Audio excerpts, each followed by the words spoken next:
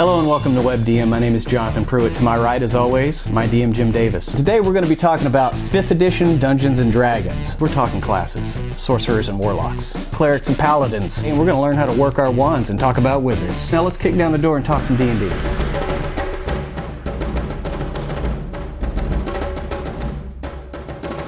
So now we're on to the blasters. Yeah. Starting off with the Sorcerer. Now there's only 2 paths here for Sorcerer, Draconic and Wild. I wish there was a third, don't know what it would be. Yeah, I don't know either, yeah. But and they kind of got shoehorned with dragon in... You're the descendants of dragons and it all comes from within. Which, you know, I agree with that and everything. But as far as like the game mechanics go, do you see yourself ever playing a Wild Sorcerer? I don't know about Wild. What I see myself playing with the Sorcerer is I've got a handful of spells that I want to be able to cast a lot. Yeah. And I want to be able to manipulate them. So I see them more as a thematic type spellcaster. Yeah. So it's like, I'm going to play the guy that summons things. Or I'm going to play the blaster. And I want my magic to be in a very narrow thematic range. I have a tight idea for what I want. It's not like the wizard where it's like, I want to be a different kind of caster every day. Right. So I think the Sorcerer is going to be really good for that because...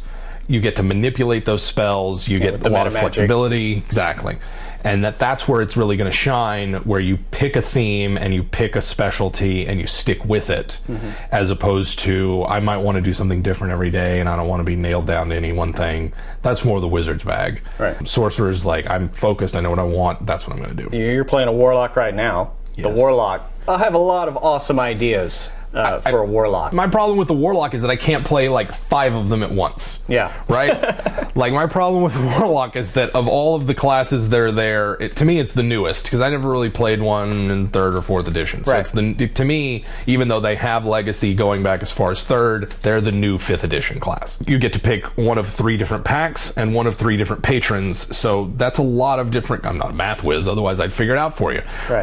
It's a lot of different combinations of different characters you can play from just one class. And on top of spells knowing, you also have invocations. So you have 2 different lists of possible things that you can do. Right. So, yeah, that's the great thing about the Warlock is there is a lot of, there's a lot of wiggle room in there. I mean, you can make a fighter that is never unarmed or unarmored because you can just have, my armor and weapons appear at will. Yeah, it's just there. You don't just have to be a blaster caster, Right. You can be a slasher blaster. I can see it appealing to people who come to D&D from a video game background. Most certainly. And for people who've been playing tabletop role-playing games for a long time, I think that there is an inherent bias against the video gamification of it. I know we've talked about it. I slip into it sometimes. It's my biggest thing with 4th edition. It just felt like a video game on tabletop. Yeah, and so it's like we want to keep the tabletop experience, but for people who are coming at it from a perspective of, say, Warcraft, and they're used to playing their Warlock or Wizard in that game, and you pretty much are spamming the same spells over and over again,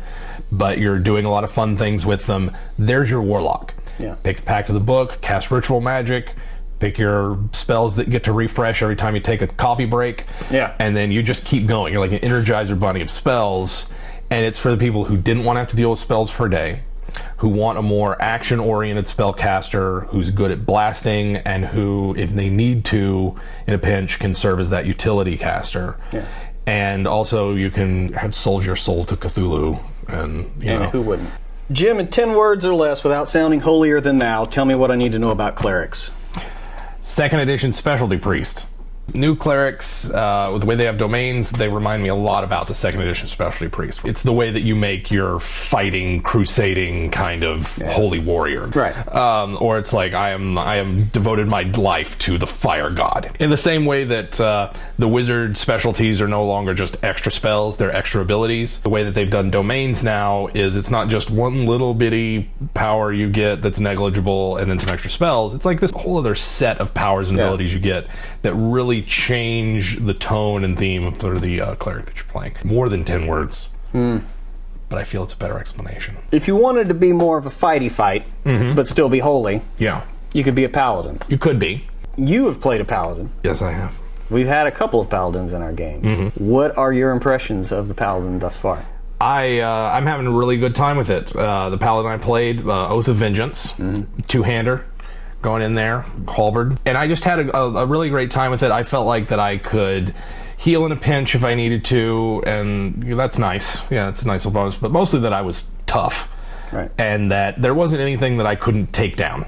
Like, it really felt like that the Oath of Vengeance has a lot of great, if I can borrow a video game term from it, burst damage. When I needed to lay the hurt on. One of the things that they've done that really open up the Paladin is taking it away from alignment restrictions and more being like, these are the different oaths you can have, and here's the way that they work. Like, here, the Oath of Vengeance says this, that it's okay to commit a lesser evil in the cause of a greater good. Right. You know, that it's there for kind of the ends justify the means kind of people. And so you don't have those paladins where they're sticks in the mud and really raining on everyone's parade. You can't loot that body. Can't loot that body. Even though that's the whole point of the game. You shouldn't do that. You can't do that. They had to say it because otherwise they're now just a crappy fighter. If they don't say something, then they get all their cool powers taken away, and now they're just a subpar fighter. Right. So it's like the way other editions worded it is the person playing the paladin kind of had to be a jerk and kind of had to get in everybody else's business about it. Yeah. Whereas now it's just, here are 5 to 6 tenets and rules that you have to follow. They're not necessarily tied to any alignment.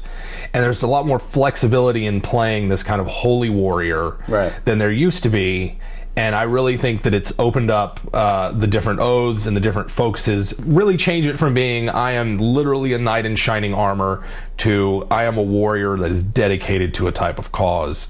And it has a religious aspect to it, but it doesn't have to be as over the top as it was in earlier editions. I had a great time playing it, and I'm excited for more Paladins. Last but not least, the granddaddy of them all. As anyone who's gamed with me knows, Wizard is my favorite because they have cheat codes to the game. I've played a Wizard in every edition of D&D, and usually for most of them they're my favorite characters. If it weren't for the Warlock, I'd be playing a Wizard. I think what I really like about them now, not only do they get greedy with the archetypes, and they have 8, where like most other classes have 2 or 3. Divination is probably I looked at the ability to pre-roll some dice and insert those rolls into any. That's a real neat way to say, like, my character foretold this event happening. Yes.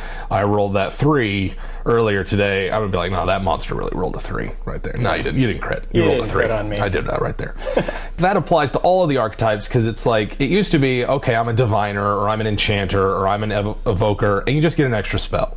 Yeah. But with the abilities, you have other things that you can do that really hammer home the specific theme of what type of wizard that you are without having all of those restrictions. There's a bit of nostalgia for me in the old 2nd edition Wheel of Magic, where it's like, you can never know an illusion spell if you're a necromancer. And there's always going to be a place for that in my heart as a DM and as a gamer, but I like the fact that the way that they do specialization now is you just get a lot of really cool abilities that are thematic according to the spell school you've chosen, but you're not hamstrung with other things. 5th edition is a lot about bonuses and not detractions. As far as giving the player bonuses, but not taking things away from you. And I think that for some of the older players, they might look at that and go, oh, well, it's pandering, or it's people who don't want to have bad things happen to their characters. It's like, well, you could look at it that way if you wanted to be grumpy. It's just the way that the game has evolved. People, maybe they want to play a charismatic dwarf, or they want to play a really hale and healthy elf. Exactly. And it's like, it's a design philosophy to me that says, we're going to empower you to play the type of character that you would like to play,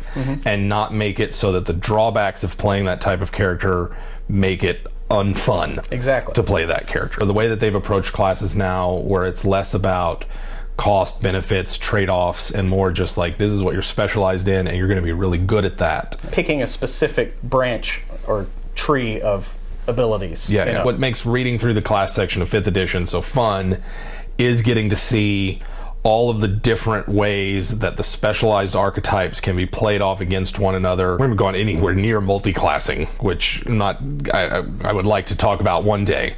But there's a lot of fun things in my head. I'm envisioning a Warlock Pact of the Blade and a Bard College of Battle, and just being like pumping up my charisma. I don't know. I have no idea what I would do with that character, but it speaks to me. It seems fun. I don't know what the hell I'll do in the game. I don't know what I'm going to do. But it looks fun to play. It looks like there could be a lot of fun there. There are fun classes to play here. There are fun characters here. Looking at it with a fresh eye and not this jaded, like, oh, I've been playing for so long and all these additions and I haven't seen anything new. It's all new. It's all fresh. It's all good. Beholders, what role-playing opportunities, not just combat, role-playing, does the DM have with a beholder in the campaign? So I think that for DMs, the beholders present themselves with a really neat opportunity to just indulge in the most hateful, racial purity kind of villains that you can think of. For our Doctor Who fans, this might mean drawing on inspiration from the Daleks for their beholders. The beholders are maniacal, egotistical, hate everybody. They're going to gloat. They're going to monologue. So as a DM, you want to have a good monologue loaded up for your players. Thanks again for watching WebDM. We're going to have new ones every Wednesday. Tell your friends. Come back next week.